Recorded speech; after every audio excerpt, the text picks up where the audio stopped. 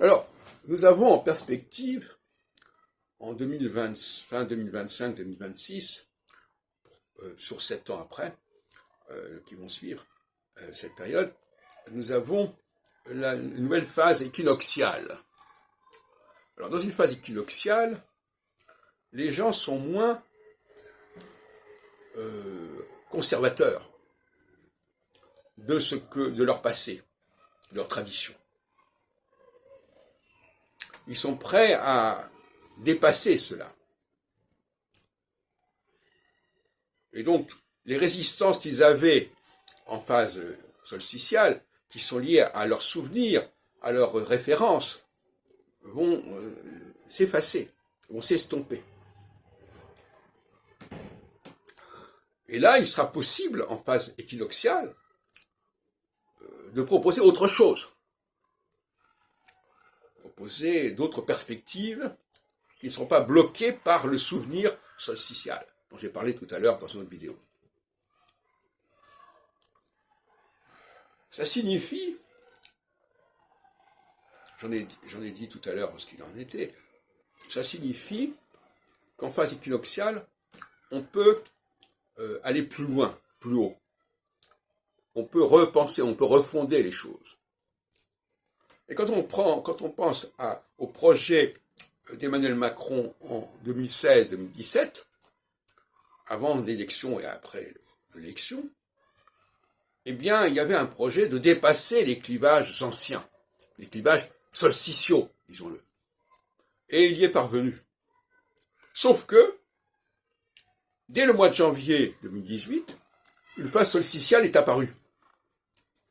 Et par conséquent, le projet macronien a buté là-dessus, forcément.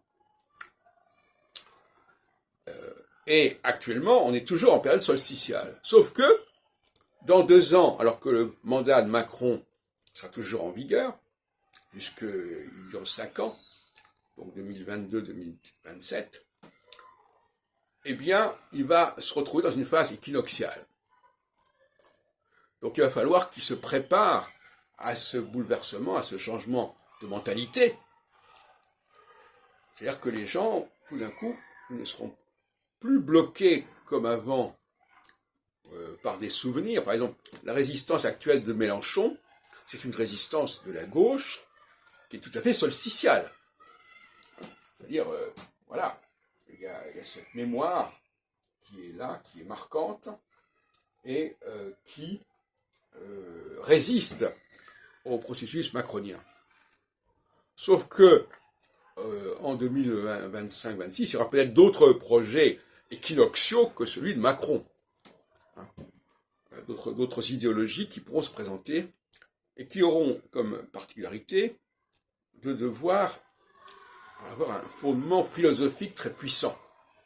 C'est-à-dire qu'ils ne seront pas encombrés par des bribes de connaissances, des bribes de savoir, des bribes d'histoire mises en vrac, comme on peut trouver dans les religions bibliques, judaïques et chrétiennes actuelles. Il faudrait qu'il y ait un réformateur de tout cela. Et ce réformateur, il a sa place dans la période équinoxiale qui se présente d'ici 2-3 ans.